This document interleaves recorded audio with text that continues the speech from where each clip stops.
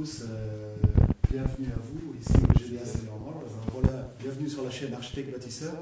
Alors là, je suis en compagnie de trois jeunes qui sont de l'Université de Génie Civil de Esprit, ici à Tunis, et qui s'intéressent à la terre crue, qui s'intéressent à la construction durable, parce que maintenant, ça fait partie de leur cursus scolaire. C'est-à-dire qu'ils apprennent avec nous. On a un partenariat avec le GDA, avec l'Université Esprit, mais aussi, eux, au niveau de leurs cours, ils ont des travaux à faire et des choses à explorer et à étudier au niveau de la construction en terre crue. Alors c'est intéressant parce que les ingénieurs en génie civil sont un peu la base du, de l'édification de l'ensemble des constructions et un peu quelque part aussi la base du problème de la construction en ciment en général, parce que dans leurs cours, en général, les ingénieurs en génie civil sont formés exclusivement à la structure béton.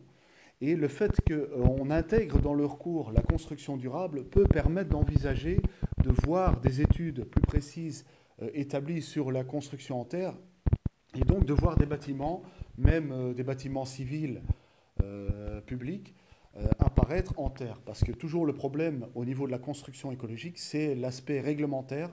Et tant qu'on n'a pas un facteur de calcul et une certaine responsabilité d'ingénieur au niveau du calcul d'un bâtiment, on ne peut pas avoir les autorisations de construire un bâtiment. Donc c'est très intéressant de voir que des jeunes maintenant s'intéressent à ça et que ça fait partie de leur cursus d'études que de s'intéresser à la construction durable. Espérons que ça aille plus loin que juste un intérêt de base. Alors, salut à tous, merci d'être venus nous voir ici au GDA. Alors, vous, au niveau de vos cours, comment ça se passe au niveau de la construction écologique? C'est-à-dire, est-ce que c'est juste un aspect voilà, d'intérêt général, ou alors est-ce que vous étudiez en profondeur les structures porteuses traditionnelles? Tout d'abord, merci et salut à tous. Bon, ça c'est pour des niveaux avancés, c'est-à-dire en troisième ou quatrième. Mais au niveau du deuxième année, on étudie généralement comment se fait la construction écologique et les points positifs et comment on peut l'améliorer. Ouais, d'accord. Parce qu'au niveau du GDA, bon, nous, par rapport à un partenariat, c'est vrai qu'on étudie de plus en plus avec les ingénieurs. Les ingénieurs viennent faire des stages ici pour avoir une notion plus pratique de la construction écologique. Et donc, dans les années après, donc en fin de cycle d'ingénieur, vous apprenez le calcul des structures traditionnelles. Oui, C'est ça. ouais. D'accord. Et à ce niveau-ci, vous allez voir quoi? Juste l'aspect général de la construction écologique, ou alors est-ce que vous allez plus en profondeur? Pour cette année, juste généralement, on Généralement. étudie généralement. Mais dans les années prochaines, on s'approfondit dans la construction écologique. D'accord. Et vous, qu'est-ce qui vous intéresse personnellement à l'éco-construction?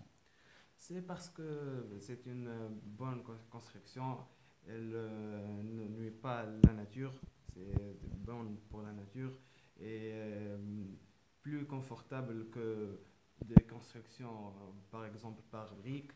C'est par exemple construire en terre crue, c'est mieux que construire par briques parce que l'isolation et les facteurs thermiques sont plus bons dans la construction en terre crue que dans la construction par briques. Ouais, d'accord.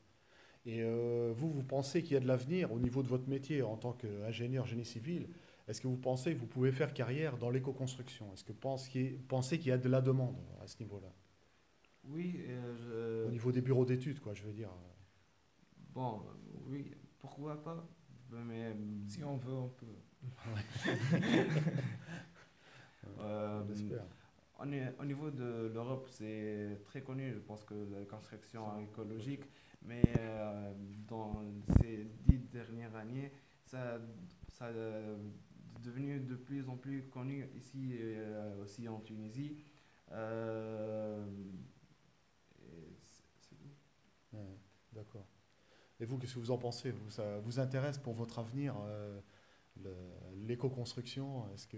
Ouais, j'espère que il est bon de voir la construction écologique ici en Tunisie parce qu'il est un peu, il n'est pas très connu comme Et c'est pas très l'étranger. développé, hein, c'est Ouais, vrai. c'est ça. C'est vrai. Et je vois qu'il est un peu classique, comme la terre creuse. Ouais. C'est un ancien technique. Ouais. C'est pas, L'ancienne technique, mais il y a quand même des techniques modernes qu'on peut développer. c'est ça. Et moi, je trouve que c'est intéressant, justement, quand on travaille avec les universités d'ingénierie, c'est qu'on peut développer des techniques. On voit que Maini, en Inde, il a développé des systèmes hybrides, béton, terre. Tu vois, où il fait des poutrelles, il fait des dalles avec les ourdis en terre et les nervures en béton avec des couches de terre, tu vois.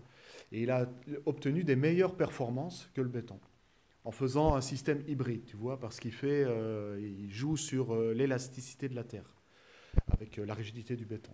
Donc je pense qu'il y a moyen d'étudier des choses ensemble et d'avancer quoi avec les diverses universités, les travaux de fin d'études, ce genre de choses, les travaux de cours pour pouvoir faire évoluer la Oui, construction. on espère que ça sera plus évolué ici en Tunisie parce que c'est très intéressant et de construire écologiquement. Et c'est ça. Ouais. Surtout, je pense qu'il y a de la demande au niveau des gens. Beaucoup de gens veulent construire en écologique. Enfin, nous, on reçoit beaucoup de demandes à ce niveau-là. Mais on est toujours confronté un peu au problème de ne pas avoir les concepteurs derrière, c'est-à-dire des architectes et des ingénieurs qui sont capables de concevoir un projet bien ficelé en éco-construction, en pierre, en terre, en Ouais, bois, ce genre de choses. Voilà, et du coup, c'est toujours un peu un frein. Les artisans, bien sûr, manquent parce qu'il n'y a pas la demande derrière, vu qu'il n'y a pas de concepteur derrière. Donc c'est un peu une chaîne complète. En fait, dans un pays, pour qu'on veut que l'éco-construction se développe, il faut que toute la chaîne de conception et de réalisation soit complète. Quand on a un manque quelque part, ça empêche les projets de se développer. Donc déjà, le fait que des ingénieurs, des jeunes ingénieurs aient de l'intérêt pour ça, déjà, c'est un bon espoir. Mais il faut que ça puisse aller plus loin, même jusqu'à l'aspect réglementaire et pouvoir ouvrir des portes pour voir les systèmes se développer et se généraliser, quoi. Ok, très bien. Ben, je vous remercie Merci. pour votre passage ici. Voilà. Et je vous souhaite bon courage pour vos études. Merci. Et j'espère qu'on va pouvoir travailler ensemble encore sur J'espère d'autres aussi. projets. Inch'Allah. Allez, ciao. À bientôt et bon courage à vous dans vos projets en autoconstruction, en écologique, bien évidemment. Ciao, ciao.